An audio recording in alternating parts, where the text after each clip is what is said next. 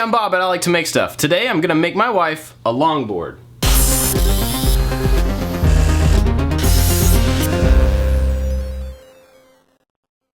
In 123D Design, I started by making a profile just out of 2 rectangles.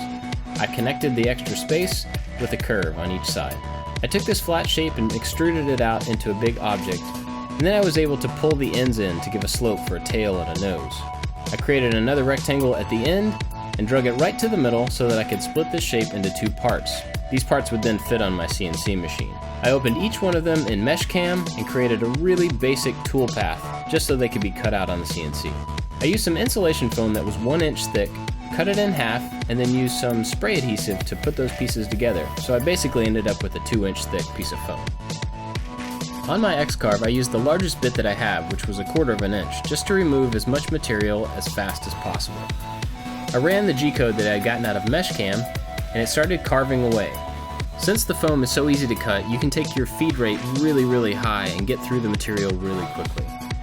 It's very messy and you have to clean up as you go, but then you can just pull away the excess that you don't need from the form.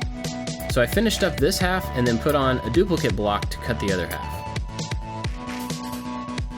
When the second cut was complete, I took away the excess foam and fit the 2 pieces together. You can see they didn't match up, but that's actually because the foam is not perfectly flat. It has a bow to it. I used some spray adhesive to attach both pieces to a piece of melamine, got them lined up as best as I could, and then used a rasp to even out the surfaces. Once it was nice and smooth, I covered the entire thing with packing tape, and this is to stop glue from tearing out the foam when I do the glue up in just a minute. I measured the surface from edge to edge, and then went through my plies, making sure to alternate grain direction. I cut these plies down to the dimensions of the length and the width to fit the form that I had made, and then I made a big sandwich with all the plies, using lots of glue on every layer and being sure to alternate grain direction. When they were all glued up, I used some packing tape just to hold the edges together because they had a bow to them. I set that on top of the form, centered it, and slid it into my vacuum bag. The nylon mesh goes underneath the valve to make sure that it doesn't get blocked so you can get all the air out. I sealed up the vacuum bag and then used a shop vac to pull most of the air out of the form. You can see the wood bending as it pulls the air out. Once it gets to a point, you have to use a hand pump to get all the rest of small amounts of air out of the bag. After it had dried for about 8 hours, I just pressed the valve to release the vacuum. Then you're ready to pull it out of the bag. You have to make sure to cover up your sticky tape to make sure you don't ruin it so you can use the bag again, and you have to be careful not to snag the bag and make a hole in it. And there it was, my first blank. I removed the tape and then used a big piece of paper to make a template to go over the board so I could draw out the shape. I sketched out the shape and then refined it with straight edges and curves, and then went over it with the Sharpie. I flipped the paper over and transferred that same design to the opposite side. I drew a center line down the middle of the board with a pencil and then used some spray adhesive to attach my template. I used a bandsaw to cut out the shape, but you could also use a jigsaw and it would work just as well. Now I'm not great at following a line on a bandsaw, so I made a rough cut and then came back and trimmed off the excess. But even then it wasn't perfect, so I used the belt sander to just smooth out the edges and the curves. Once I had it in pretty good shape, I used an orbital sander just to smooth it out and round over the edges just slightly. As long as you don't use too much adhesive, the template should come right off. Then I just sanded both sides just a little bit. I used a chalk line to draw the center line on the bottom of the board, but don't do that, just use a pencil. What I did was really messy. But from there I could find the placement of the trucks and mark for their holes. I put a block underneath it to prevent blowout and then drilled through each one of those holes. The trucks go together really easily. You just put in 2 bearings into each wheel and then slide that over the end of the truck and tighten on a nut. This board is for my wife and she plays roller derby, so I wanted to make the board in her team colors and to have her roller derby name on it. I cut her name and some other graphics out on the vinyl cutter that I have, and then added a layer of transfer tape to the top of the sticker. This is like a layer of thin masking tape that you can put on top of a sticker so that you can transfer it to another surface. You lay it over and then cut out the individual stickers. Then you peel back the transfer tape and it pulls the stickers with it, lay it down on the surface you want, the stickers stay when you pull away the transfer tape again. Now I could have stopped there and just left stickers on the bottom of the board, but I actually wanted to use them as a mask. I used some really thin masking tape that makes it easy to draw curves with the tape, and just kind of made a random shape along the bottom of the board. The areas that I didn't want to paint I covered with blue tape on both sides of my design. Then I took it out and just spray painted it black. All the wood here will be black and everything covered will end up being wood grain.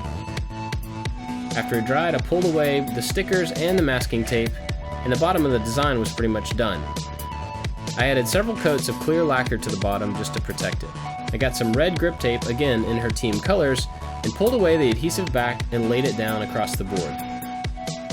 I used a screwdriver and went around the outside edge of the board to score the grip tape.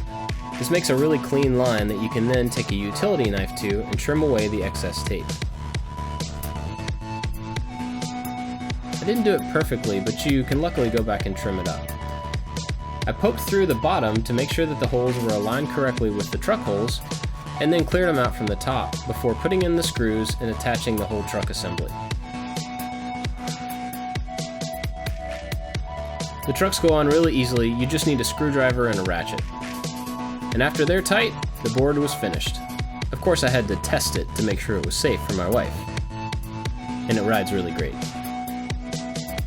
So if you've been watching my videos, you may have seen a long time ago I made another longboard out of solid wood. It works great, I still ride it to this day. I'll put a link to that and you can check that one out if you want to. Now, if you wanted to make a formed board like this, there's a few different ways to do it. You can use a press, or you can use the vacuum bag like I did in this one. In my opinion, the vacuum bag is a simpler method, but it just depends on how you want to go about it. So I learned a couple of things about making the form. The curves on the form look really extreme when you're making them in the styrofoam, but when you actually get it transferred to a board, they're not quite as crazy as you would think. So when you're making your form, you can go a little bit more extreme in the shape and it won't translate to a really extreme board necessarily. I have just enough curve here to show a nose and just enough here to show a tail, but on the form they looked way bigger than this to me. Another thing was that the sides of my form actually should have extended further down past the edge of the wood. I would have gotten more of a curve on the sides of the board if the form had continued down at that same slope.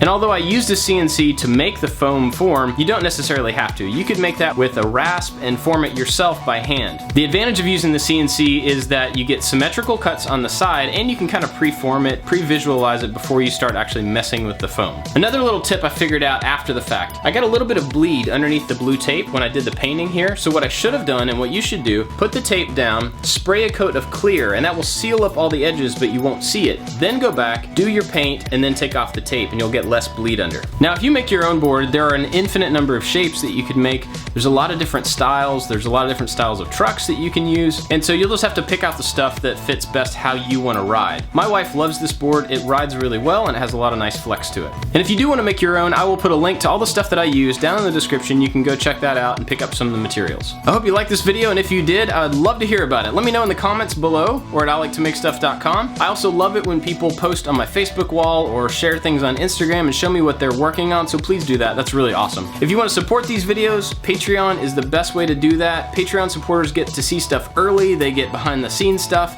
Go check that out. And I've got a lot of other projects and playlists and podcasts and all sorts of stuff you might be interested in. Lots of links available. That's it for this one, guys. Thanks for watching. I'll see you next time.